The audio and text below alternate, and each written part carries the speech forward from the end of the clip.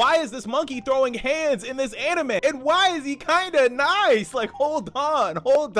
Okay, so if you haven't already been watching the new anime on Amazon Prime called The Darwin Incident, then you are missing out. The third episode ends off on a really hyped cliffhanger. But that's okay, because I'm going to summarize the show up until that point, and then you can decide on whether or not you want to watch it yourself. So let's get into it. Increase the speed, please. Okay, so boom, the story starts off at the science building, right? The exact moment when an animal rights activist group decides to break in and start liberating some animals. Apparently the science building has been running some crazy experiments on animals, so they gotta liberate. But as they're doing what they're doing, they run into a pregnant chimp. And they're like, dang, if we leave this chimp just giving birth like this, it's gonna die. We gotta take it to a hospital and see what's going on. But that's when they find out that this chimp isn't pregnant with another chimp. They're pregnant with a half human, half chimp, a humanzee. This is our MC Charlie, and although he is part chimp, we also find out sooner or later that he's also part goat as well. Also, if you're wondering where his human father went, we don't know. Bro went missing. Although in hindsight, he probably ran away because he's a freakazoid. Anywho, years after Charlie is born, he's eventually adopted by these animal researchers. We're just gonna call them mom and dad. Fast forward a decade and some change later, and now he's of high school age. And I'm not gonna lie to y'all, bro is kind of chill. Like, he's a chill dude, pansy. So chill, in fact, that his adoptive parents are like, you know what? Let's send you to school so you can live a normal life. So he starts going to school. And yes, when he goes to school, everybody already knows who he is. The whole world knows him. He's literally a famous icon. But he doesn't let any of the clout get to his head because, like I said, Charlie is chill. All bro really wants to do is go to class, eat his little weird vegan food, chat it up with his homegirl, and mind his business. What could possibly go wrong?